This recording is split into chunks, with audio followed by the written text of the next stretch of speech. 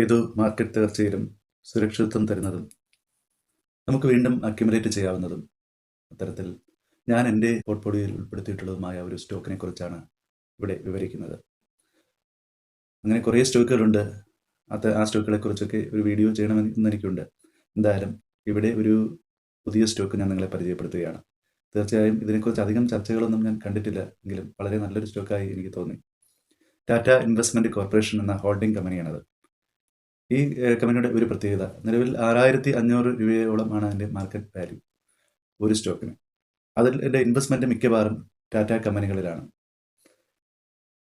Diversified investment ചെയ്യുന്ന ഒരു non banking financial കമ്പനിയായിട്ടാണ് ഇത് രജിസ്റ്റർ ചെയ്തിട്ടുള്ളത്. കൂടാതെ Tata mutual fund, Tata securities എന്നിവയുടെ ഹോൾഡിംഗ് കമ്പനി കൂടിയാണ് ഈ കമ്പനി.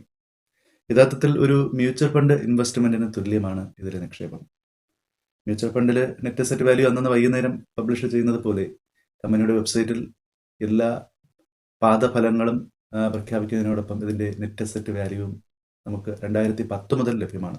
70% ടാറ്റ സ്റ്റോക്കുകളിലും ബാക്കി 30% ഭൂരിപക്ഷവും മറ്റുള്ള പ്രധാനപ്പെട്ട കമ്പനികളിലുമാണ്. അതുകൂടാതെ വളരെയധികം മ്യൂച്വൽ ഫണ്ടിലും ബോണ്ടുകളിലും ഒക്കെ നിക്ഷേപമുണ്ട്. ഏത് മ്യൂച്വൽ ഫണ്ടിനേക്കാളും വളരെ ഉയർന്ന വളർച്ചയാണ് ഈ സമീപകാലത്ത് ഈ ഷെയർ കാഴ്ചവെച്ചിട്ടുള്ളത്. അവസാനത്തെ 5 വർഷം ഏകദേശം 700% വളർച്ച നേടിയതായി കാണുന്നു.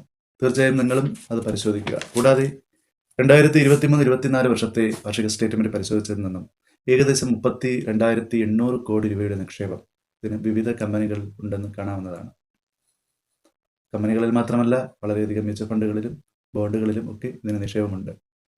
കമ്പനിയുടെ പ്രധാന വരുമാന മാർഗങ്ങൾ വിവിധ കമ്പനികളിൽ നിന്നുള്ള ഡിവിഡൻഡും പിന്നീട് അത് നിക്ഷേപിച്ചിട്ടുള്ള ബോണ്ടുകളിലും ലിക്വിഡ് ഫണ്ടുകളിലും പിന്നെ കൂടാതെ ഫിക്സഡ് ഡെപ്പോസിറ്റുകളിൽ നിന്നുമുള്ള പലിശ വരുമാനവും പിന്നീട് അത് ഷെയർ ട്രേഡിംഗ് ഒക്കെ ചെയ്ത് ഉണ്ടാക്കുന്ന വരുമാനവുമാണ് അതിൻ്റെ പ്രധാനപ്പെട്ട വരുമാന മാർഗം.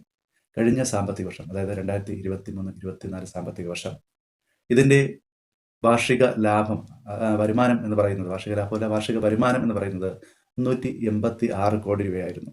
ഇത് വളരെ നേരിയ ഒരു 45 കോടി രൂപ മാത്രമാണ് ഇതിൻ്റെ വിവിധ ചെലവുകൾക്കായി വിനിയോഗിച്ചിട്ടുള്ളത്.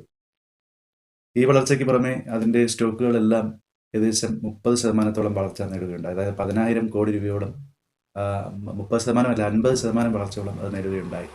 കാരണം ഏകദേശം 20-21 കോടി രൂപയായിരുന്ന അതിൻ്റെ മാർക്കറ്റ് ക്യാപിറ്റൽ ഒരു വർഷം കൊണ്ട് ഏകദേശം 32-33 കോടി രൂപയോളം ആയി.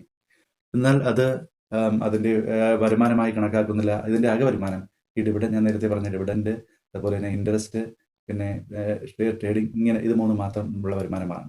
അതിൽ നിന്നാണ് അതിൻ്റെ ചിലവുകൾ നിർവഹിച്ചു പോരുന്നത്. സാധാരണ ഒരു മ്യൂച്വൽ ഫണ്ടിൻ്റെ എക്സ്പെൻസ് റേഷ്യോ എന്ന് പറയുന്നത് അതിൻ്റെ മൊത്തം കമ്പനിയുടെ വാല്യൂവിൽ നിന്നും 0.5% മുതൽ 2% വരെയാണ്. 2% വരെയാണ്. അത്ര ഉയർന്ന ഒരു എക്സ്പെൻസ് റേഷ്യോയാണ് മ്യൂച്വൽ ഫണ്ടുകൾ ഈടാക്കുന്നത്. അങ്ങനെ വരുമ്പോൾ ഈ കമ്പനിയുടെ നിക്ഷേപം തീർച്ചയായും നമുക്ക് ഭാവി കാലത്ത് ഒരു മുതൽക്കൂട്ടാവും എന്നുള്ള കാര്യത്തിൽ സംശയമില്ല.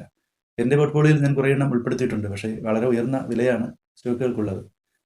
കുറേശ്ശെയായി വർദ്ധിപ്പിച്ചു വരുന്നു. തീർച്ചയായും നിങ്ങളുടെ സ്റ്റോക്കുകളിൽ ഈ കമ്പനി ഉൾപ്പെടുത്തുന്നതിന് മുമ്പ് നിക്ഷേപ വിദഗ്ധരുമായി ആലോചിച്ചിട്ട് വേണം ചെയ്യാൻ. കാരണം ഇതിൻ്റെ ബുക്ക് വാല്യൂവിനേക്കാളും ഒരുപാട് താഴെയാണ് ഇത് ട്രേഡ് ചെയ്യുന്നത്. ഏകദേശം 7,200 കോടി രൂപയോളമായിരുന്നു ഞാൻ അവസാനം പരിശോധിച്ചപ്പോൾ ഇതിൻ്റെ ബുക്ക് വാല്യൂ.